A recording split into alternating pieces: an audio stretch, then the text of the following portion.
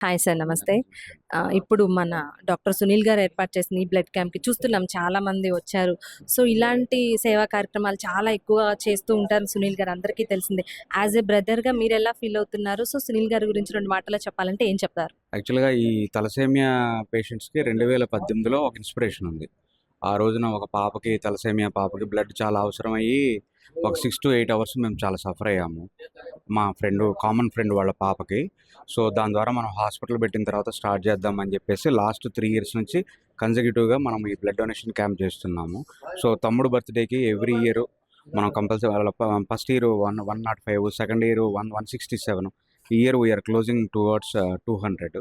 Every year ఇలా చేద్దామని. Main ఏంటంటే తలసేమియా పిల్లలకి ఈ వేసవి కాలంలో రక్తం చాలా అవసరం అయిద్ది. వాళ్ళకి ప్రతి 15 రోజులకి ఒకసారి రక్తం అవసరం అయిద్ది. సో, మన ఉమ్మడి ఖమ్మం జిల్లాలో వచ్చేసి 500 మంది పిల్లలున్నారు తలసేమియా పిల్లలు. వాళ్ళ బాధ చాలా వర్ణనాతీతం. మనం చెప్పలేని పరిస్థితి. సో, వాళ్ళకేంటంటే బ్లడ్ లేని ప్రతిసారి ఇమ్యునైజేషన్ తగ్గిపోవటం, చాలా ఇబ్బంది పడతా ఉంటారు. మా కామన్ ఫ్రెండ్ వాళ్ళ పాపకి అది ఉండటం వల్ల మేము డైరెక్ట్‌గా అది చూసి మేము దీనికి సంకల్పించుకుంది మా తాతయ్య గారు కిలారి వెంకయ్య గారి పేరు మీద ఎవ్రీ ఇయర్ ఈ బ్లడ్ డొనేషన్ క్యాంప్ చేస్తున్నాం.